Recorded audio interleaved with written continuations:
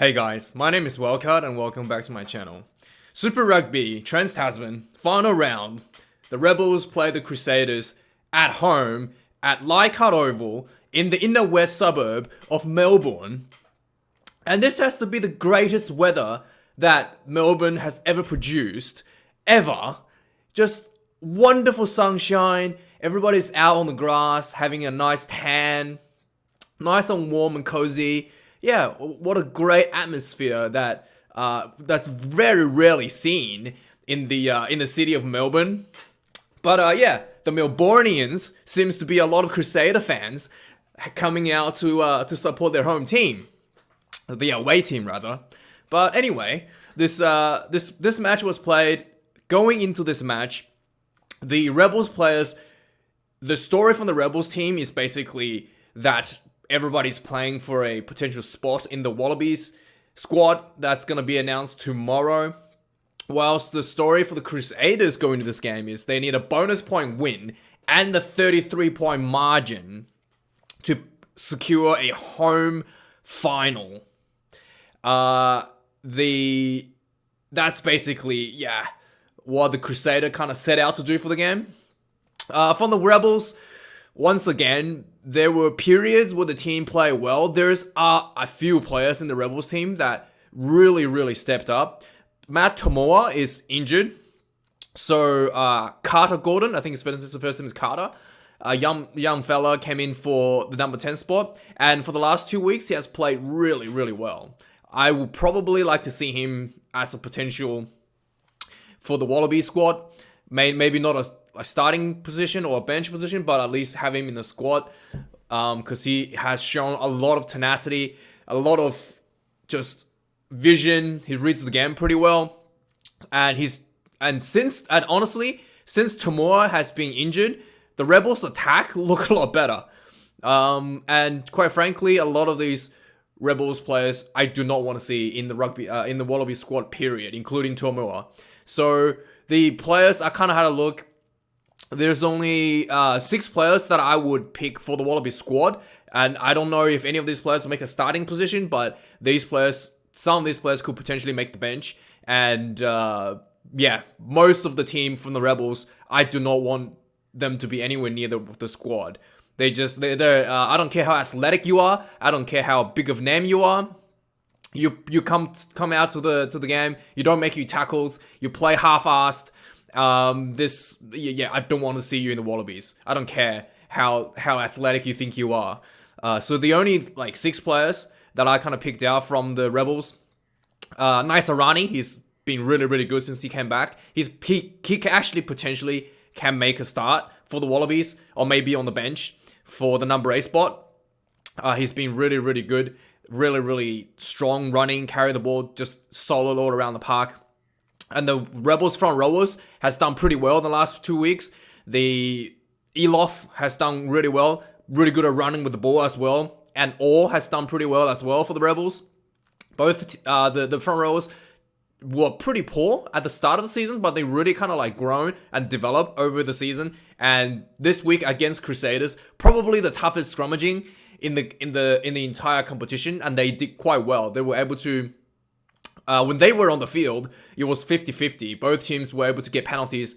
Both Crusaders were able to get penalties off the Rebels, and the Rebels were able to secure penalties against the Crusader scrums. So, Elof and Orr, potentially substitution props for the Brumbies. Not Brumbies, for the Wallabies. And also Powell has done pretty well for halfback. Not sure if he's actually going to get a spot in the Wallabies because Nick White and Tate McDermott has done really well. McDermott might be starting for the Wallabies and Nick White coming off the bench. So Powell has to be an injury sub, but he definitely deserves a spot in the squad.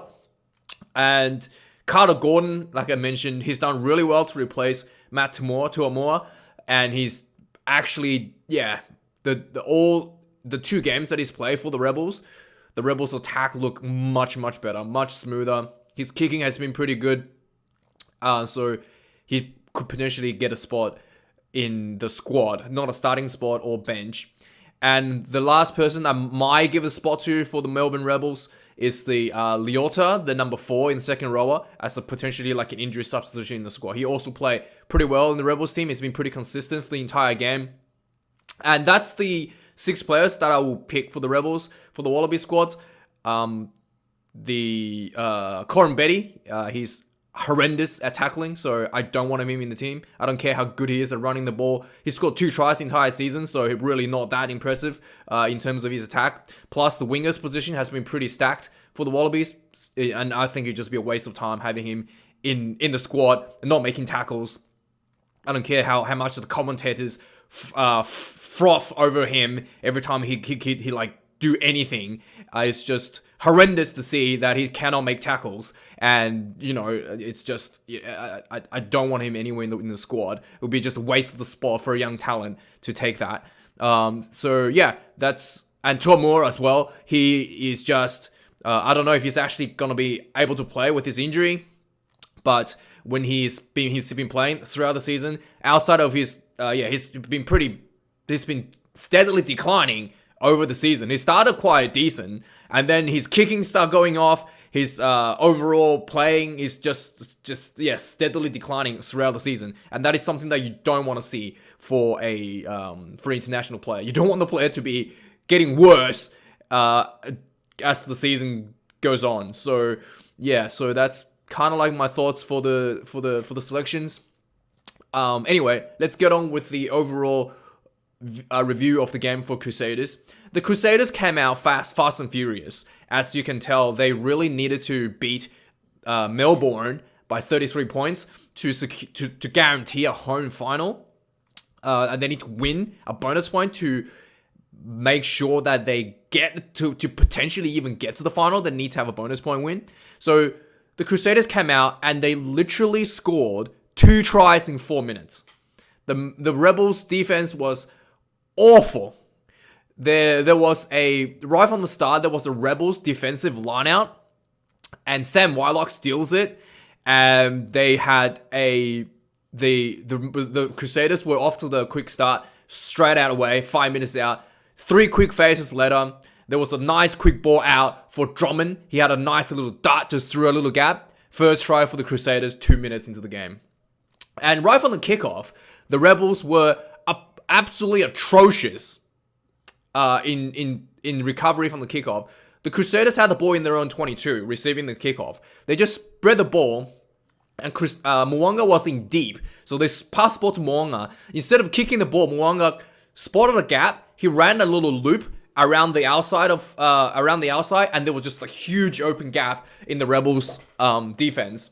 And Michael Checker actually pointed out at halftime that after the kickoff, the Rebels had 4 players on the blind side, and then there was 0 Crusaders standing there. So there was a massive overlap in the open side.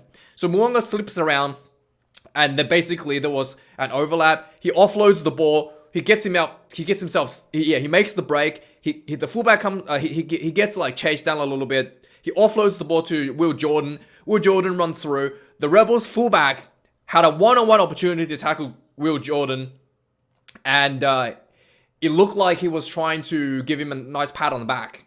Like it didn't even come close to tackle Jordan on a one-on-one situation. And Jordan runs through, gets his first try of the game. Gets the second try for the Crusaders. And so and then from that going forward, the Rebels had another kickoff, and this kickoff almost failed identically. And they kicked the ball straight out and led to a Crusader midfield scrum for kicking the ball straight out from the kickoff. And that led to a full-on penalty from the Crusader scrum, dominating the Rebel scrum. And Crusader kicked that out for a 22-meter line out. And then eventually the Rebels were let off from potentially conceding 3 tries within like 5 minutes. The Crusaders did a grubber kick, made a poor decision. They did a grubber kick behind the Rebels, and it went dead. So the Rebels really got out of that one to not concede 3 tries in like 5 minutes. And finally, the Rebels were able to calm things down, able to get some points on the ball for themselves around 13 minutes into the game. So there was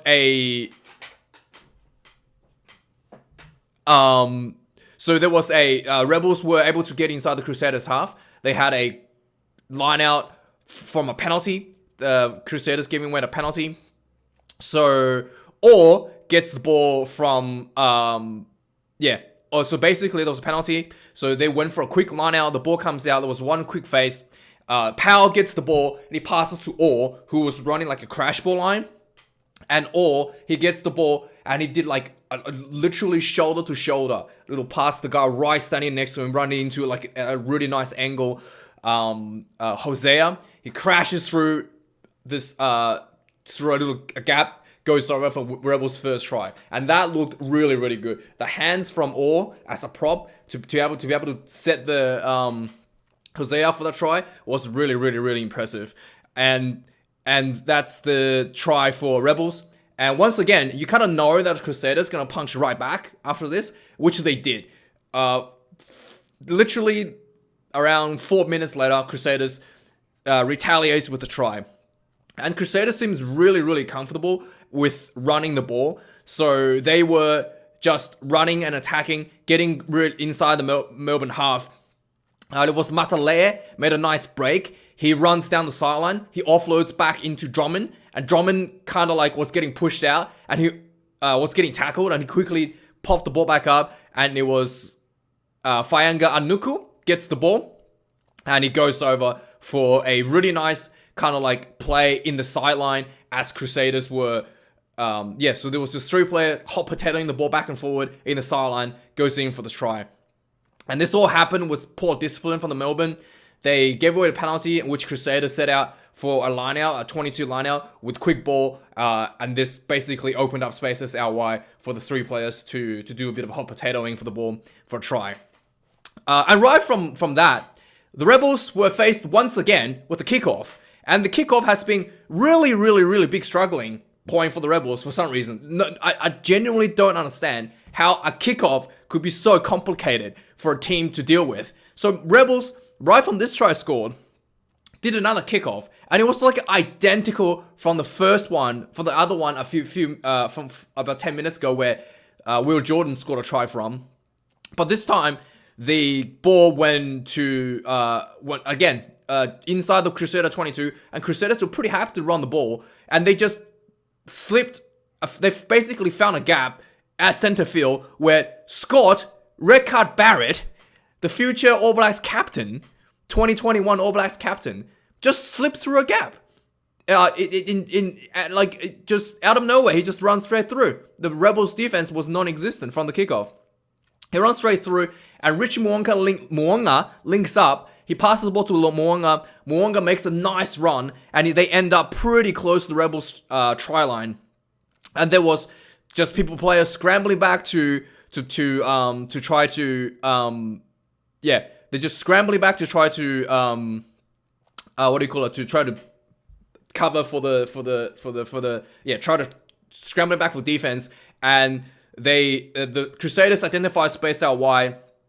There was a nice wide pass, a couple passes, and a nice wide pass to Sevu Reece, and it was Reece on the wing in the corner against Corin Betty. And this is why I don't want Corin Betty anywhere in the Wallabies. It was one-on-one tackle, and Corin Betty had the sideline to work with, so he could just push Reece out, and he could not make a tackle.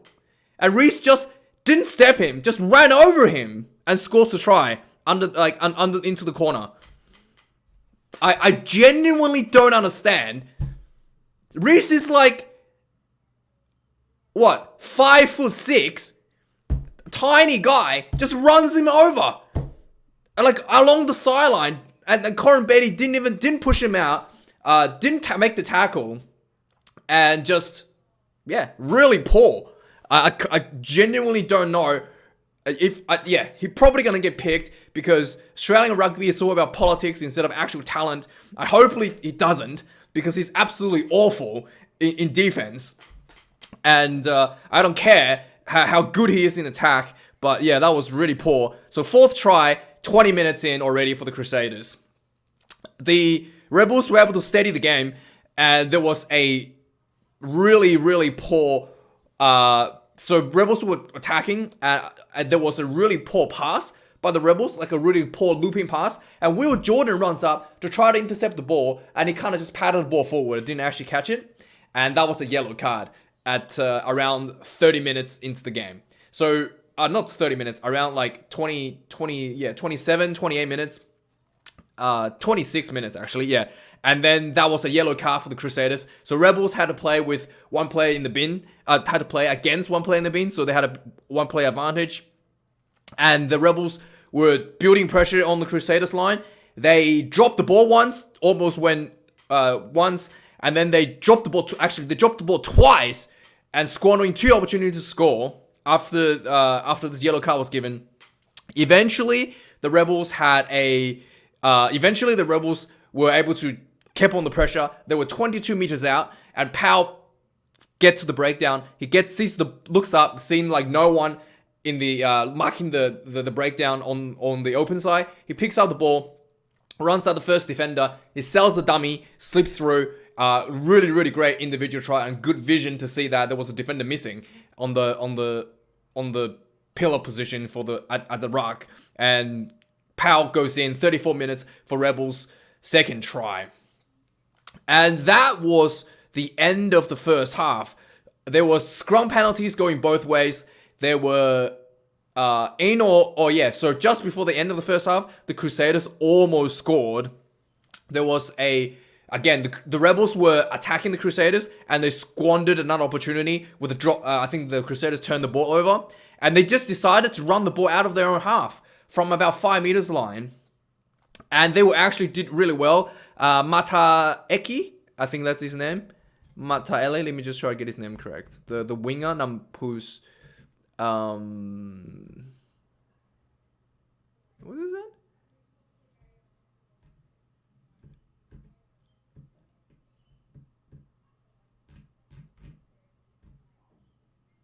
Yeah, Mataele. He played really well this game as well. He kind of ran through, and then eventually he set up Eno, who's wide open and free, running down the field. About 30 seconds left in the first half, and then he got a bit cocky. I don't know what happened. He just dropped the ball. So yeah, he was gutted for that. But anyway, the halftime score, it was 12 points to 26 for the Crusaders. So the Crusaders still had a lot of work to do to try to get that 33-point margin and a bonus. And still, they haven't got a bonus point yet. So it's still like it's funny how like the Crusaders, despite being 24 points up, it's the team that's under the pump to perform over the Rebels. So yeah, you can see how that's how poor Australian teams are to try to yeah. Anyway, second half starts. The Crusaders off into a lot of the Crusaders off to a quick start. They actually did a really nice. After receiving the kickoff, they were actually trying to clear the ball out of their own half, and they were struggling a little bit. They got 2 balls getting charged down. Eventually, they just started running out of their own half, and Will Jordan finds an open gap. He runs all the way for about 50 meters, gets to the try line, gets just tackled, pushed it out before the try. So that was a really close denied try right from the start of the game. However, it didn't really take long. 45th minute, the Sable Reese goes over for his second try. And there was a penalty for the Crusaders. They kick the ball out, sets up for a maul, and the Rebels were just getting destroyed in the maul. Eventually, the Crusaders collapses the maul illegally. The maul kind of like drifted from the sideline all the way to about center field. So the Sable Reese identified that the blind side was no one there. So the ball comes out from the maul. Severis was looped himself to the blind side. Again, I think it was Corin Betty that was supposed to mark him, was not there. So there was a ball pass. Yeah, so they just easy as that popped the ball out to Severis. There was nobody there. He goes over. You're supposed to be Corin Betty marking him. Did not read the change in position. So that's the second try for Reese for the night. 45th minute. The Crusaders' 5th try. It took the Crusaders another about 10 minutes to get the next opportunity. There was a bit of back and forward, and there was a massive The Rebels strikes back next, actually. So finally, the Rebels were putting pressure back on the Crusaders, getting inside Crusaders half, putting a lot of pressure, building phases, and eventually there was a misread in the Crusaders defense. Very rare to see. Basically, the Rebels were about 5 meters out after the few crash balls. The defense kind of came out. There was one player at the 10 position, and there was basically about 4 players out, and there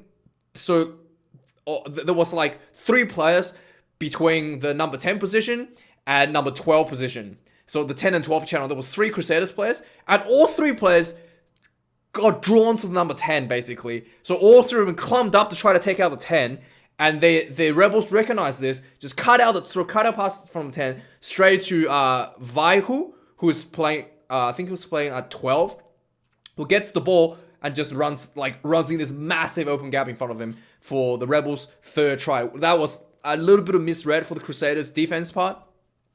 However, Crusaders strikes right back after this try was scored. It took like a minute for the Crusaders to score right back.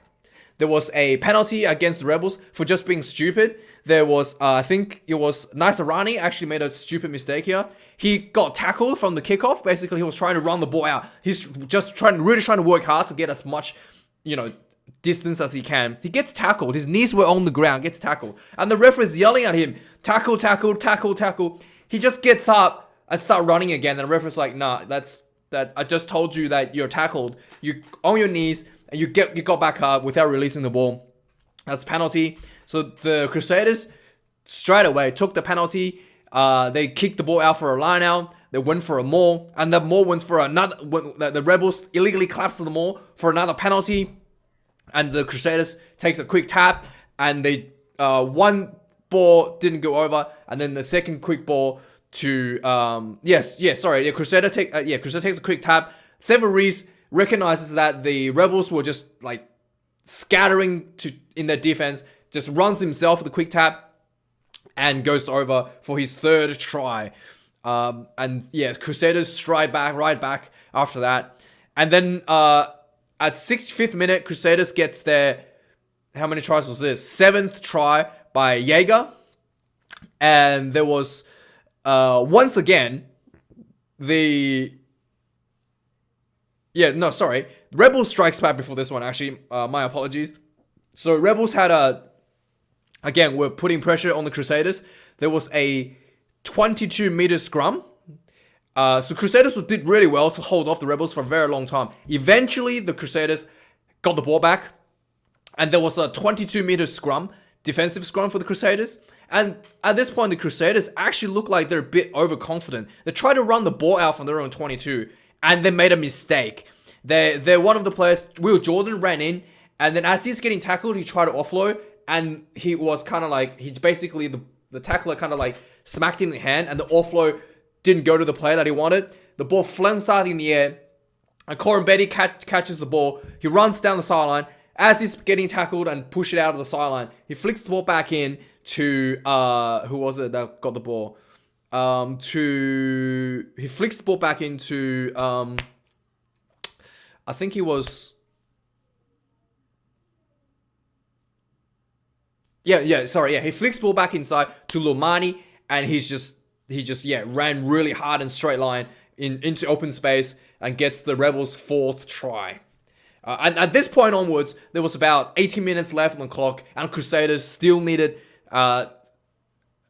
to get a couple tries down for the bonus point. And how many tries do they need to get a bonus point at this point? They needed one more try to get a bonus point, and there was still like 3 tries away to get the 33-point margin to secure a home final. But they weren't able to do so. 65th minute, they did really well. Again, right from the kickoff, pretty much, the Crusaders were able to strike back. The Rebels gave away a stupid penalty. Crusaders takes a quick tap, really nice few crash balls. There was there was some really nice crash balls from the Crusaders. Eventually, they were able to get really close, and Jaeger goes in for the try. So that was 65th minute with about 15 minutes left, and Crusaders still need 2 tries to get the 33-point margin. Like, I find it really interesting how the Crusaders under the pump, despite having such a huge margin. Anyway, a few minutes later, unfortunately for the Crusaders, they, unfortunately for, again, from the kickoff, once again, Corin Betty goes up to, Will Jordan received the ball from the kickoff from this try, from 65th minute. Corin Betty runs up to try to tackle him. Instead of just tackling him, he tries to ankle tap him for some reason, and he completely misses it. And Will Jordan slips through the defense, and he ran like, he ran a really long way to, into the Crusader half, into the Rebels half, which was really, really poor, I thought. Eventually, the Rebels were able to get the ball back and start building some pressure again. And Crusaders were hammered, were getting hammered, and then they gave away a penalty inside their own 5-meter line and got a yellow card. And it looked like the Rebels could potentially score with one of the Crusaders players with yellow card in the bin, but Crusaders were able to hold off the Rebels despite having one player in the bin. Rebels were not able to execute cleanly, just not good enough. And eventually, at 72 minute, Crusaders were in the front foot again. There was a quick tap on the Crusaders, following a line out. There was a quick tap from the Crusaders for a penalty, and Melbourne gave away another penalty, so they didn't score. And the Crusaders set that up for a line out, and that turned into a couple quick balls. And then there was a really nice flat pass from the halfback to Anor, who was basically about 2 meters out from the try line.